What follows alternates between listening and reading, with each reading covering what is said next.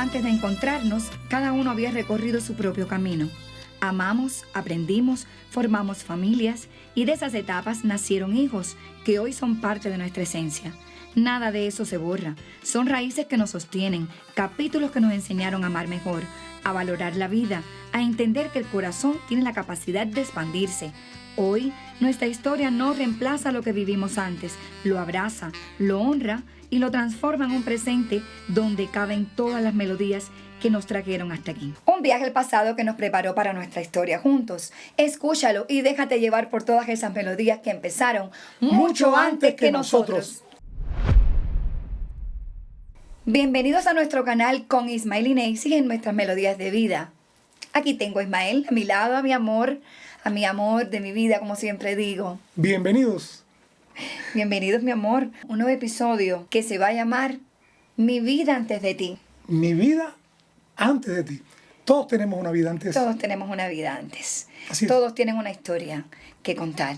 Y hoy vamos a contar nuestra historia. Bueno, en el episodio anterior, vamos a poner en contexto un poquito, hicimos un poco de historia sobre cuando éramos niños. El primer contacto que tuviste, que yo tuve, cuando éramos niños con la música, esa primera experiencia que nos transmitieron nuestros padres, nuestros familiares. La música siempre nos ha acompañado en nuestra vida. Pero hoy vamos a profundizar, vamos a hacer un recuento de lo que es nuestra vida o lo que ha sido nuestra vida antes de unirnos como pareja. Por lo que dijiste, porque todos tenemos una historia, vivimos amores, estudiamos, trabajamos, tuvimos momentos felices, otros no tanto, porque es la vida, pero todo eso nos preparó para nuestra historia juntos. Así es. ¿Y qué tal? ¿Quién comienza, tú o yo? ¿Cuál de los dos? Yo te voy a ceder, yo creo que la palabra hoy. Bueno, adelante. Porque siempre te gusta que yo comience Las damas primeros. Sí, yo sé que tú no pierdes la caballerosidad. Bueno, voy a empezar, porque yo suelo romper un poquito el hielo. No, porque hablo un poquito más. Yo sé que yo converso un poquito más. Ya lo digo, ya habla un poquito más. Sí, ¿Cómo habla? Es verdad, hablo mucho. Soy buena comunicadora.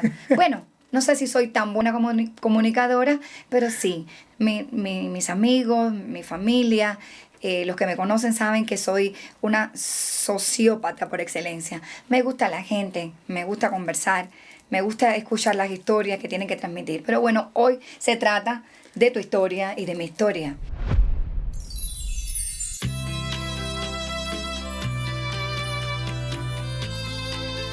Se trata hoy de nuestra historia desde que éramos pequeños. Queremos compartirles que tuvimos nuestra historia como cualquier otra persona, que vivimos amores, que tuvimos experiencias, retos, momentos felices y también otros que no lo fueron tanto, porque precisamente hubo una vida antes de cruzar nuestros caminos. Sí, hubo una vida antes y esa existe y hay que contarla. Hay que contarla. Porque por eso, de ahí, ese es nuestro recorrido por la vida, nuestro camino por la vida. Y llegamos hasta aquí y queremos compartirlo con ustedes. Sí, mi amor. Quizás otras parejas tienen códigos diferentes de vida, otras maneras de proyectar su relación. Pero nosotros siempre hemos optado por la transparencia. Exhortamos a ustedes también, a los que son pareja o a los que quieren comenzar una vida juntos, que tengan transparencia, buena comunicación, que son bases, pilares buenos para que una pareja pues vaya creciendo o crezcan los dos en el camino. Porque tropiezos, retos, dificultades, contradicciones va a tener cualquier pareja. Señores, no hay un librito exacto para el amor. Para el amor no hay un libro que diga, agarra este camino, que es porque aquí es el que me dio resultado, pero sí lo digo, y no solo yo, y tú también, y lo repetimos. Sí hay puntos claves en una pareja que sí dan buenos frutos, y es la total transparencia, la buena comunicación, el amor por sobre todas las cosas, la lealtad, la sinceridad. Y pues como tenemos esos códigos de pareja, pues no tenemos ningún problema tampoco para nosotros saber y reconocer si vamos a contar, si esta es nuestra historia y nuestra vida como pareja y como familia. Sí, que tuvimos aciertos, fracasos, sí, claro. de todo. Pero todos esos aciertos y todos esos fracasos pues no lo vemos así tan así, porque nos ayudó a crecer y a llegar a un punto que cuando nos unimos como pareja, pues ya veníamos con la historia precisamente de esos aciertos y desaciertos que nos ayudaron a ser mejores, pienso yo, ¿eh? Ahora vamos a contarle un poquito de nuestra de nuestra adolescencia. ¿Saben por qué nos reímos? ¿Saben por qué nos reímos? Hay códigos, ¿ves? Porque por eso las parejas tienen cuando tienen buena comunicación, se miran y saben lo que está pasando. Bueno, ¿lo vas a decir? Sí, lo voy a decir. Es que como estamos grabando el sonido, estamos grabando todo, está haciendo ruido con los tacones. Y yo la miro, Es que, y le señor, digo, oye, me estamos grabando el sonido. Señor mío, esposo mío, amado mío, es que soy mujer, ando en tacones. Y entonces las mujeres somos, aparte de comunicativas, somos expresivas, ya sea con las manos, con el cuerpo, con los ojos o incluso con los tacones, ¿sí? Pero es verdad, porque cuando sueno el tacón, pues influye en el sonido del podcast, sí, tengo que controlarlo, lo reconozco. Es el segundo, por ahí vamos. Ahí vamos, hoy tratamos, hablando del segundo, tratamos de mejorar, de quitar un poquito más de luces, porque había demasiadas luces. Y bueno, estamos experimentando poquito a poquito, ¿eh? Con el podcast. Aceptamos cualquier sugerencia, cualquier opinión, sugerencia. De todo, no solo lo pueden eso. escribir ahí en los comentarios sin problema ninguno, que lo aceptamos siempre que sea una crítica constructiva. Y con respeto. Y con respeto lo aceptamos de cualquier persona. Y cualquier comentario a favor. Temas a lo mejor que quieren escuchar de nosotros, a lo mejor quieren escuchar temas que también les interesan porque les ayudan, como decía anteriormente, a crecer como pareja. En el episodio anterior hablamos de nuestra niñez y particularmente yo hablé de que estuve en un movimiento danzario, es decir, estuve en un grupo de danza y mencioné a nuestra profesora Fe Portales.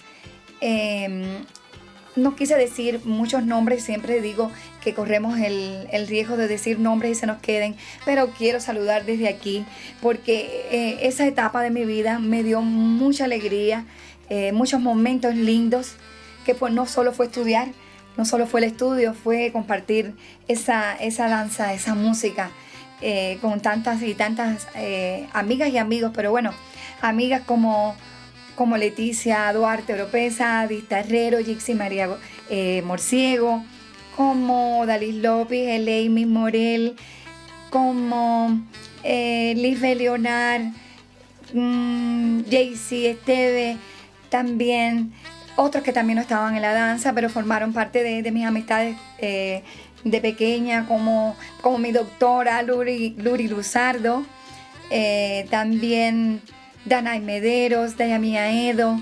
Son amistades tan bonitas que éramos como familia y quería mandarles un beso bien grande, que eran esmeraldenses igual que yo.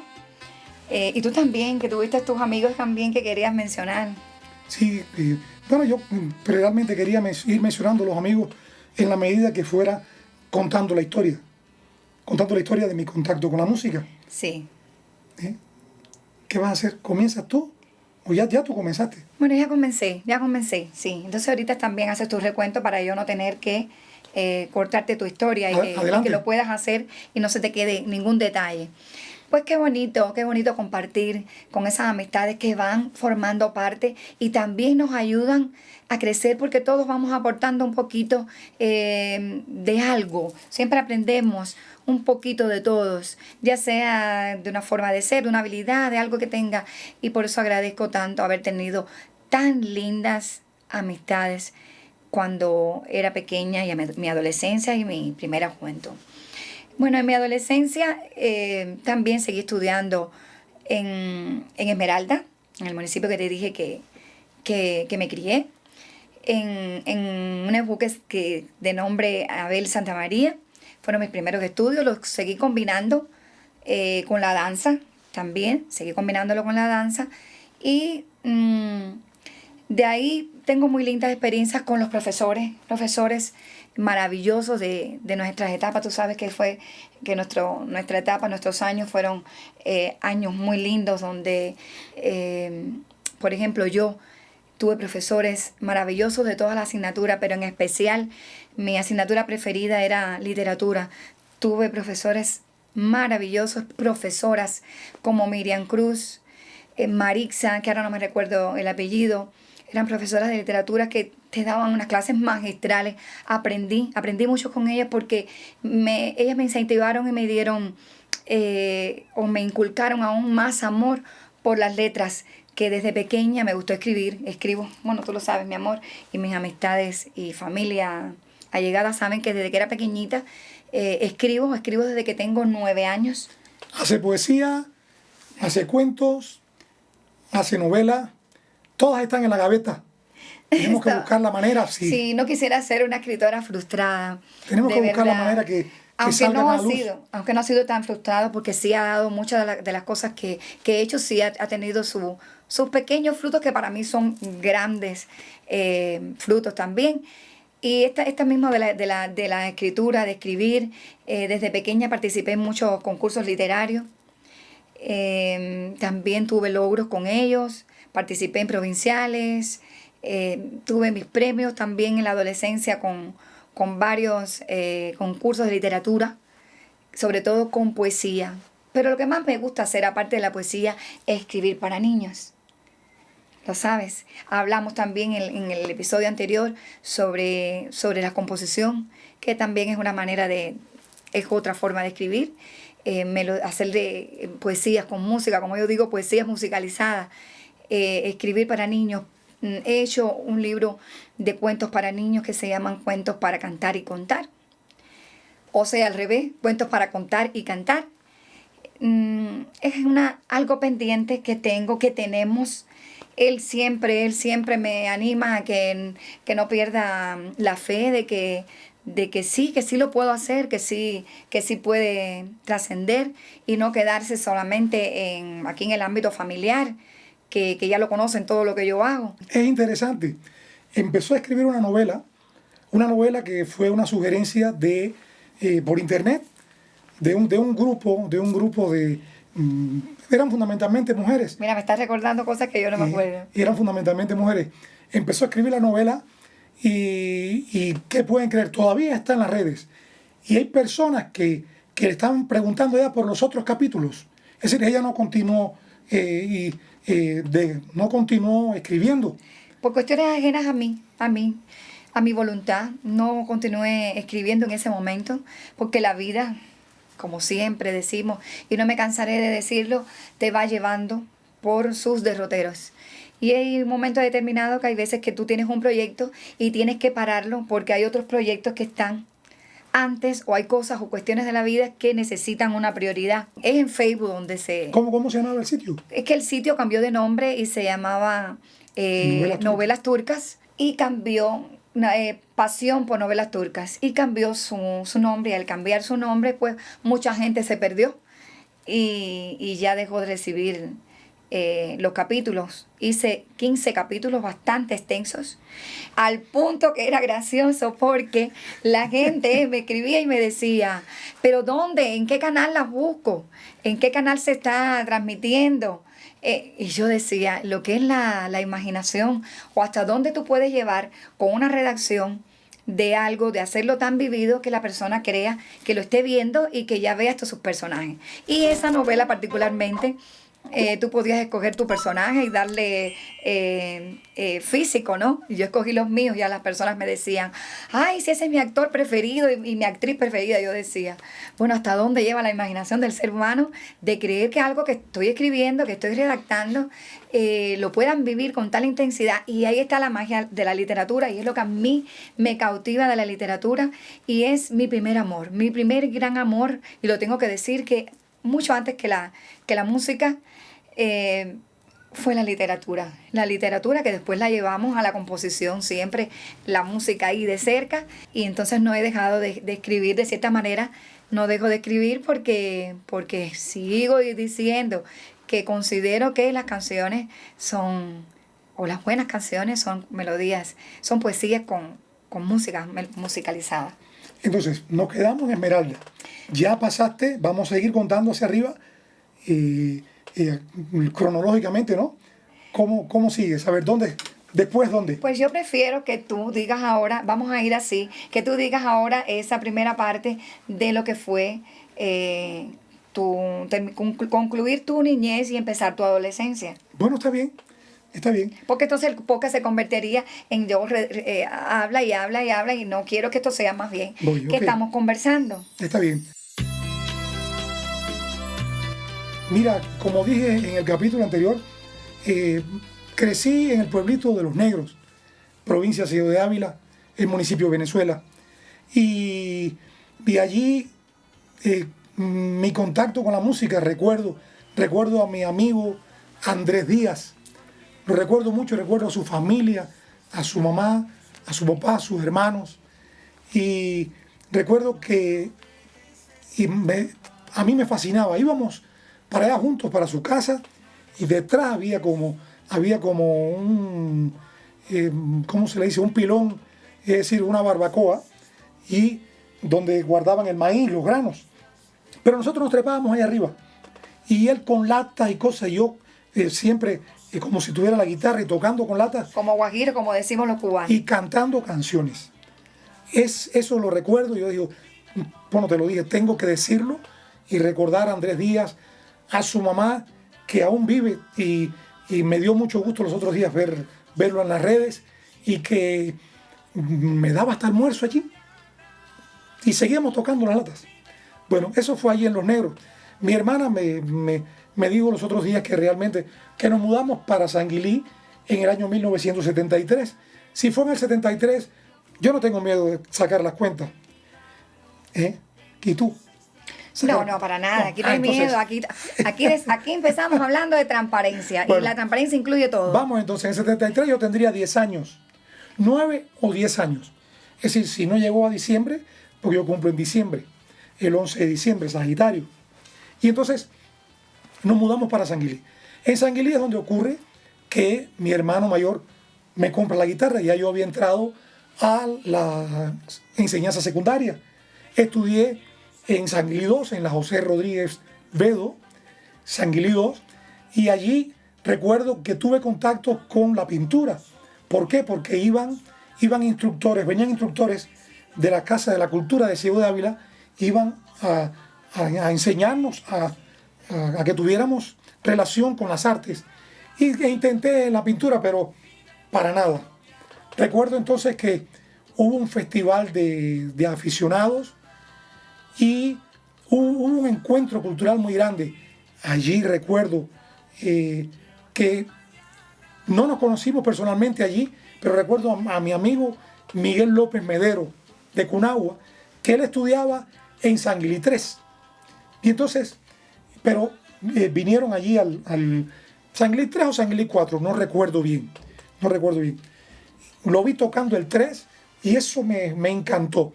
En ese mismo espectáculo también participó la danza Eureka.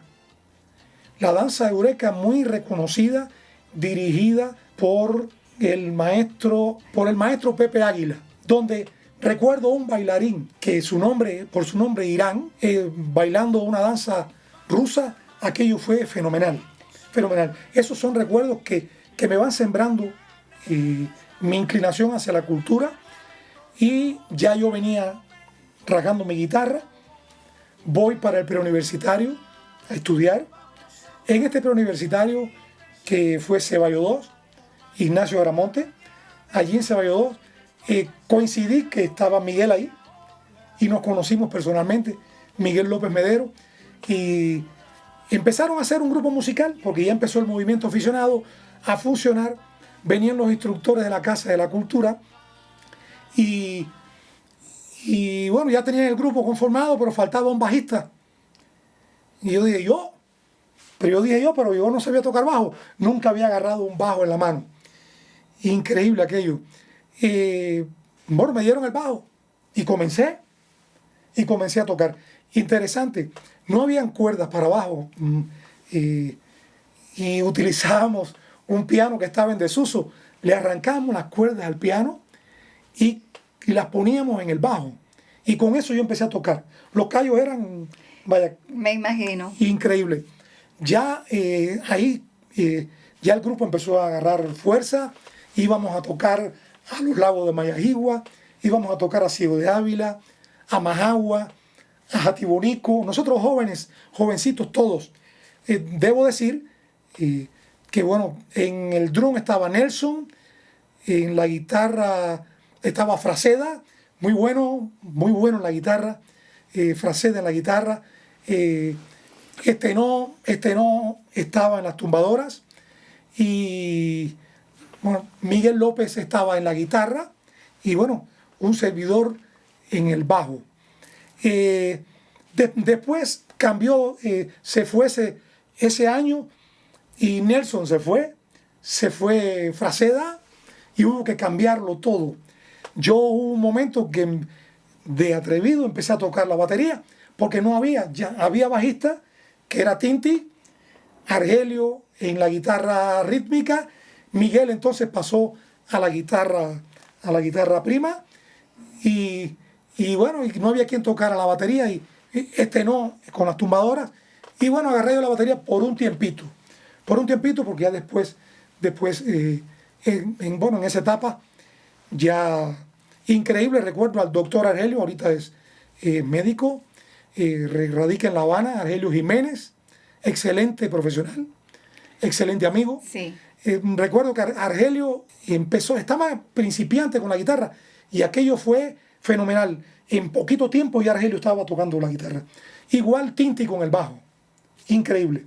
Y bueno, así fue mi preuniversitario. Ingresé en el movimiento de la Nueva Trova en Ciego de Ávila. Quizás eso no esté escrito, pero yo sí lo recuerdo. Recuerdo a un amigo que sí lo he visto, Astengo, era el que atendía a este movimiento aficionado y al movimiento de la Nueva Trova. Íbamos a festivales a tocar, festivales provinciales. Llegamos hasta provinciales nada más, porque en el nacional, en la competencia, había un grupo de la Casa de la Cultura, que al final fue ese grupo el que fue al Festival Nacional.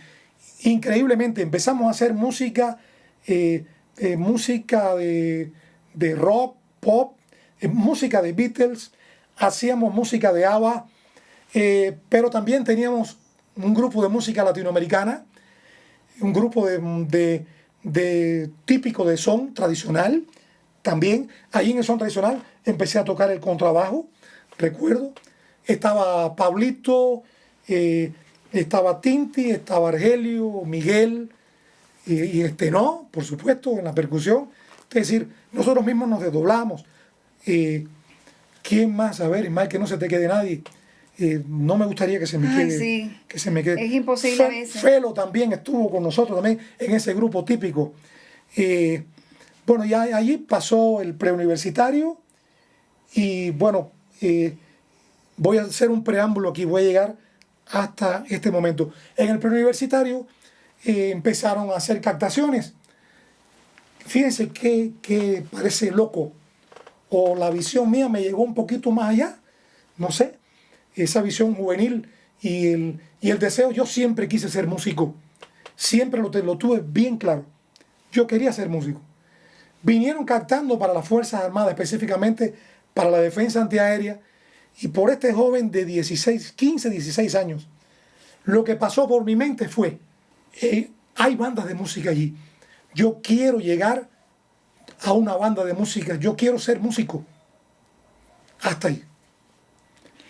Te corriste. Yo lo dejé en mi adolescencia, ya hablaste ya de preuniversitarios y todo, pero qué bueno, porque allá sí, tú mientras estabas hablando, te estaba atendiendo, pero también estaba pensando de esa época mía, de cómo llegué al preuniversitario, como esa experiencia primera de separarme de mis padres por primera vez, que para mí fue caótica. Te lo imaginas, ¿no? Y mis amistades bien allegadas a mí saben que me costó mucho, porque siempre fui bien apegada a mis padres, un poquito añoñadita, y me costó ese romper y abrir alas e irme a estudiar a otra provincia, o sea, a la misma provincia, pero bueno, al municipio cabecera, que yo vivía en Esmeralda, pero la provincia que pertenece a la provincia de Camagüey. Ahí hice mis captaciones para la vocacional de Ciencias Exactas de Camagüey.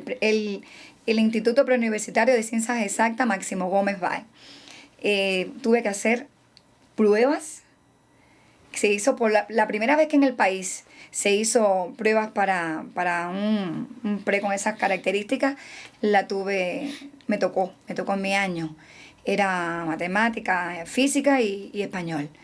Y pues agradecida con Dios, con la vida, que me dio esa oportunidad de estudiar en un buen preuniversitario con unas buenas bases de estudio, matemática y física. Yo estaba en química. Yo estaba en la unidad de química. Y ahí también, en ese preuniversitario, llevé conmigo algunas de las amistades de las que mencioné al principio, fueron conmigo también, para felicidad de nosotras, porque bueno, no es lo mismo empezar todo en un lugar nuevo y no conocer a nadie. Y la experiencia con el estudio fue fenomenal. Era la exigencia bien dura, el estudio, pero agradecida con eso porque me dio una buena base. El estudio no te da una base solo para una profesión, te da la base para prepararte para la vida. Yo seguía con mis inclinaciones con el arte, con la danza, lo seguía haciendo, y también continué escribiendo y participando en algunos concursos de literatura, aún perteneciendo a una unidad de química de una ciencia. Sí, pero bueno, me fue preparando. Esta experiencia del preuniversitario fue realmente muy bonita, menos las separaciones, la semana entera sin ir a la casa, pero eso, lo repito, me ayudó a independizarme de muchas cosas que a los jóvenes les hace falta. Y entonces fue una experiencia en ese sentido pues enriquecedora y también de ayudarme a crecer. Pienso que a ti también te pasó lo mismo que a mí, aunque te becaste un poquito más niño, un poquito más joven que yo. Sí. Que eso no lo dijiste, te becaste a una edad de... Sí, muy pequeño. Cuando nos mudamos para Manuel Sanguilí, yo venía de una escuela rural y la escuela para el sexto grado era urbana. Los programas no eran iguales. Es decir, tenían puntos en comunes, pero había diferencias fundamentalmente en las matemáticas. Y entonces tuve que irme a estudiar becado con 11 años. No te podías quedar en tu campito querido porque era la única manera que tenías de superarte. En Ceballos, recuerdo Palmarito, allí estudié en Ceballos. Tengo el recuerdo de ver a mi viejo cuando me dejó en aquel campo y verlo irse por la guardarraya aquella de naranja. Eso no se me olvida jamás. A mí, en mi caso, era mi padre. Mi papá siempre me ha acompañado porque sabe que las madres tienen el rol de la casa, del hogar y los demás hijos, que tengo mis otros 2 hermanos. Y mi papá siempre me acompañaba. Y ese momento de llevarme allí a donde estaba el ómnibus y separarnos, yo quería que ese tiempo en que llegábamos y llegaba la guagua, como decimos nosotras, pues fuera eterno. Y entonces mi padre a veces me decía, ¿por qué no? Era un domingo que teníamos que irnos, ¿por qué no te vas mañana? ¿Por qué no te vas el lunes? Y mi mamá siempre ahí, firme y decidida, decía, no, tiene que entrar como entran todos al horario del pase. Y también se lo agradezco a mi mamá, siempre mami tan preocupada y tan recta con las cosas que de verdad que me sirvió mucho para mi vida y en los estudios. Nunca jamás, lo puedo decir así, con total sinceridad, llegó una queja mía de la escuela, ya sea por ausencia, por portarme mal, que también es parte de la juventud, que uno también se puede portar mal en un momento determinado. Siempre uno hace sus chiquilladas, ¿no? Pero bueno, fueron las mínimas y de verdad que en ese sentido no le di ningún dolor de cabeza a mis padres. Esa etapa del preuniversitario, ya te decía, bien enriquecedora, y tengo que decir que ya dije que no abandoné mi baile, no abandoné mi literatura, sigo con la música y sigo con la escritura, me siguen acompañando, aún a merced que estudiaba en un pre de ciencias exactas y que hice mis pruebas. Me tocó también por primera vez en el país hacer pruebas para llegar a la universidad. Me tocaron todas las primeras pruebas nacionales para agarrar carrera. Tenía un buen escalafón. Yo estudiaba bastante, me preparé y pues sí, agarré la carrera de ingeniería química. ¿Qué tal? Ingeniería química, que eso muchos no se lo esperaban.